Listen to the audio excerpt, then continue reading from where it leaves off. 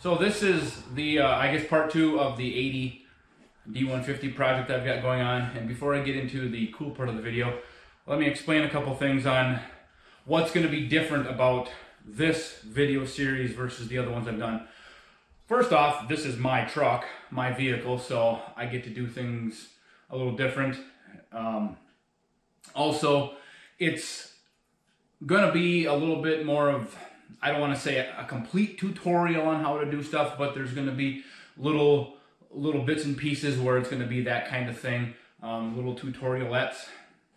Tutorialette, that sounds like a French bathroom.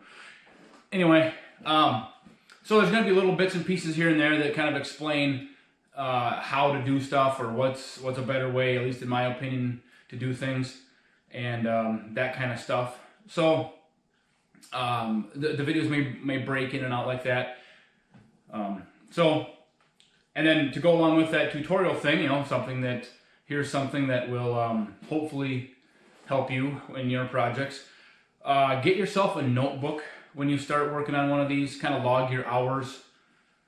You can kind of log expenses on stuff too, if that's where you want to keep them, or you want to keep them in a computer file, which I'll also do. But it's nice to have a notebook, so I can kind of log stuff in the shop as I'm working on it, and that kind of thing. And it also helps too if hopefully nothing bad ever happens, but if something ever bad does happen, you've got some sort of record on what you have into this, so that if you need, for some reason, insurance needs to get involved, you've got some sort of proof. You've got something there that says, you've got so many hours in, or whatnot, or so many dollars worth of something in it.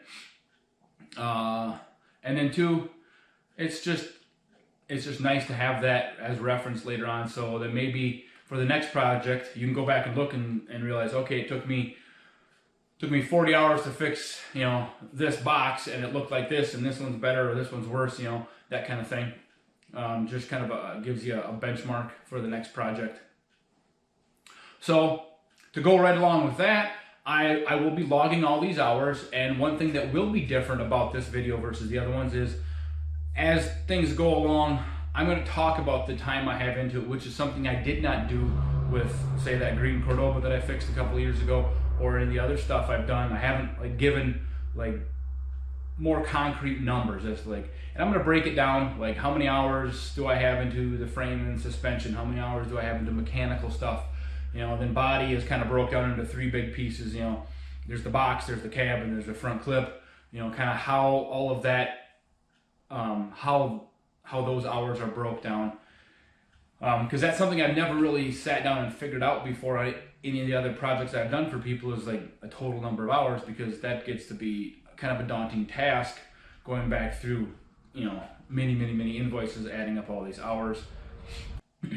Now for the cool part of the video, if I can do my editing correctly, and I'm pretty sure I can, right about now you're going to start seeing a time-lapse version of me taking the major assemblies off the frame, front clip, cab, box, that kind of stuff. And I'm gonna, while that is happening, I'm gonna talk about something else that is really important. And there's the possibility with, say, a pickup, which you don't have normally with a car, because when you put a car together, it has to go together in a certain way. Well, how you do body work on a pickup, like a major job like this, kind of depends on how you want to put it back together. Because once the frame is done, you can put anything back on there more or less in any order to some degree. Anyway, so what I'm trying to drive at here is, know what your final result is, so you know how to get there. The example would be, you've got your pinpoint on a map, you've got your destination. There are several roads to get there. So in a perfect world, I would be able to do the frame, suspension, then set the mechanicals on, push that out of the way, do the cab, set that on the frame, probably then do the front clip next, get everything running, then go do the box, and then boom, done. I don't have that perfect scenario. I don't have enough space to put all this stuff, or to store all these things. So what's gonna happen most likely, and I've got options here. What I'm going to do is do the cab first, because it's going to be on this cart, which you can see, or you can see it right now, or you'll see very shortly. And that's very movable. Once it's done, I can roll it out of the shop. I can roll the frame in. At night, I can roll the cab back in out of the way so it's out of the weather. Super easy like that. Get the frame done. Then I'll put the cab on the frame. And depending on when the engine and transmission and that kind of stuff gets done and ready to go, I will either test fire it on the frame or I will test fire it on my test fire platform. I want to break that thing in before everything is together. So if there is a problem, I can have access to it. And I'll show you my test bed platform, I guess, right now. As you can see, it's a piece of pickup frame with a 4-wheel drive cross member in the front because it's smaller, and then a 2-wheel drive cross member in the back for the transmission, and then just some giant casters. It's kind of big and awkward, but at the same time, it's small enough where I can roll it around. I can actually pick the thing up the way it is right now. Obviously, when I get the engine on, I'll have something to temporarily hold the radiator and the electronics and stuff like that. But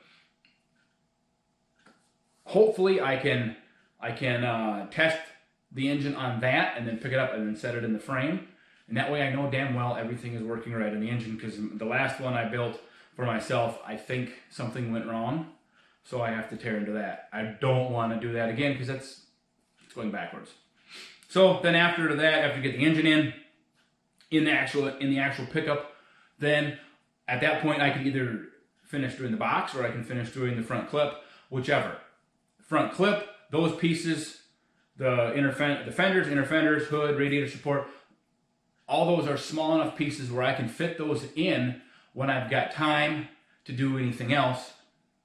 So if I'm working on the box or working on the cab or whatever, and I've got enough time,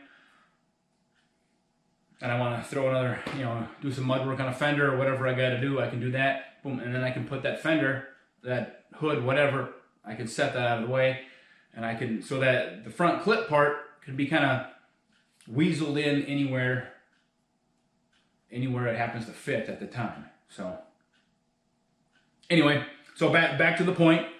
The overall point is know how you want to put it together and then decide how you're going to get there and have options. Because as things change, you might be working on it and all of a sudden something happens and you got to push it out of the way for 6 months or something.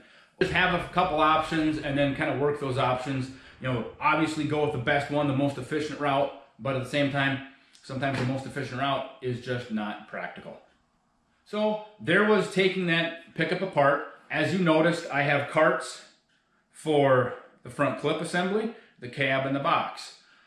I've done quite a few of these, so that front clip cab or little cart is dedicated to Dodge pickup front clip. The cab cart, the same way. The box cart is the same way. Box cart, you can flip it over and then I can set a long box on or a short box. They're set up for either one. I just flip the adapter piece over. So, but that's something, if this is your first project or you're only doing a project every once in a while, don't get bent on trying to make something like that. It's super convenient for me because I do a lot of them. If you only do one project every 5 years or maybe one project period, don't spend $1,000, making stuff and modifying it, because it took a long time to get everything set up so I can just drop that cab right on there so everything fits exactly perfect. It took a lot of on and offs in order to get that to work. Same thing with the box and everything else. So they're cool. I love them. I use them a lot, but don't feel like you have to do it for yourself unless you really want to. But definitely some sort of cart like that is awesome. Whether it's more dedicated or somewhat cobbled together, it doesn't matter as long as it works for you. And that actually went a lot quicker than I thought. Start to finish, I was about 2 hours. And let me preface that by saying I had a lot of the pre-work done. The wires were disconnected, the lights were out, that kind of stuff. There was no mechanical in the way, which makes a big difference, especially taking the cab off. So like I say, it went pretty good. You can see, like the front clip, I think I mentioned it before, 8 screws, 14 bolts. Once all the mechanical electrical's out of the way, comes off as a unit. I struggled with that a little more than I normally do. Just the way I was doing it this time, I was doing it a little different than normal. Cab, 4 bolts, 6 actually, 2 in the steering column, 4 underneath. And then the parking brake cable, that was already done. That's something I always forget about. Box, 6 bolts, and some screws in the tail lights.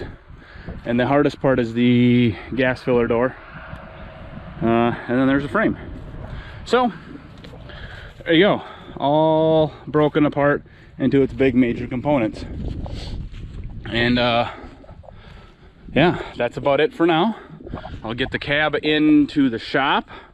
I gotta do a little shop maintenance. I'm gonna paint the floor. It's been a while, looks like hell, so that'll make a big difference just in the way I can keep things clean, can see better once the floor is white. So that is all. Now let me back up. This is a pretty big panoramic here I gotta do. Yeah, I think it's all in there for the most part.